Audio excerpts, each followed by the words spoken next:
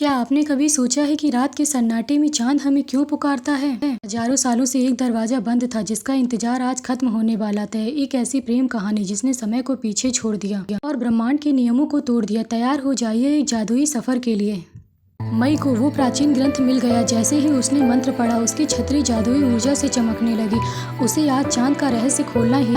अचानक रात के अंधेरे में चमकता हुआ एक पुल प्रकट हुआ। मई ने जैसे ही उस पर कदम रखा वह धरती से ऊपर सितारों की दुनिया में खींची चली गई।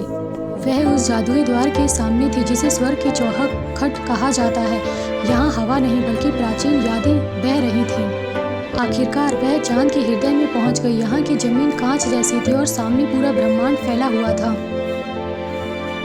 वहाँ कोई उसका इंतजार कर रहा था। लुआन, एक ऐसा चेहरा जिसे वह जानती तो नहीं थी पर उसकी रूह उसे पहचानती थी। लुआन उसे अपने उस महल की ओर ले गया जो बादलों पर तैर रहा था। यह वही जगह थी जहाँ वे सदियों पहले बिछड़े थे। चांद की गवाही में उनके हाथ फिर से जुड़े। एक छोटा सा दिव्य प्रकाश उनके बीच प्रकट हुआ, उनकी अमर प्रेम शक्ति कहा गया जिसे। तभी आसमान फटने लगा और सितारों की बारिश होने लगी, पर वे डरे नहीं। उनके प्रेम ने एक अवैध सुरक्षा कवच बना लिया था। विनाश के बाद सब शांत हुआ। वे वापस उसी प्राचीन मंदिर में लौटे जहाँ से समय की शुरुआत हुई थी।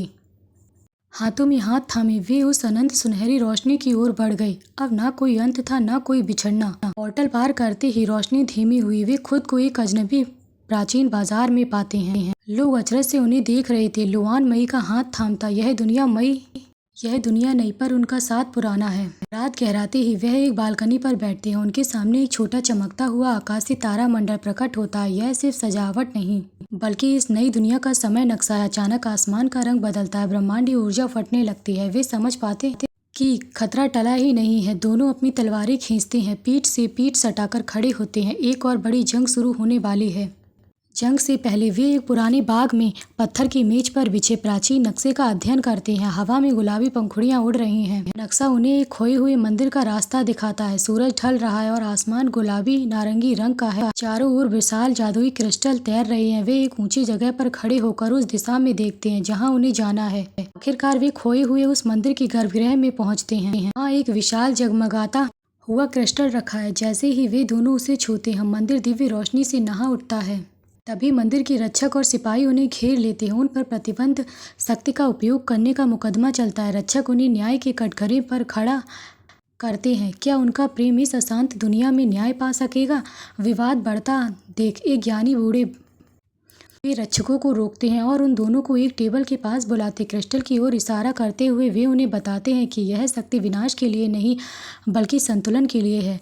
गुरुजी उन्हें समय के चक्र का नक्शा दिखाते हैं। क्रिस्टल की रोशनी और गुरुजी का ज्ञान उन्हें एक नए मिशन पर भेजता है। वे गुरुजी को नमन करते हैं और हाथ पकड़कर उस दिव्य प्रकाश की ओर बढ़ते हैं जहां पर एक नई और बड़ी यात्रा शुरू होती है। गुरुजी ने उन्हें समय का नक्शा सौंपा और गांव वालों के आशीर्वाद के साथ मई और लुआन अब इस दुनिया में शांति फैलाने के लिए मिशन पर निकल पड़े। अचानक आकाश में एक विशाल मीनार प्रकट हुई जिसकी नीली किरणों ने अंधेरों को मिटा दिया और एक सुनहरे युग की शुरुआत का संकेत। मीनार के सामने हाथ थामकर दोनों ने अपनी रूह को हमेशा के लिए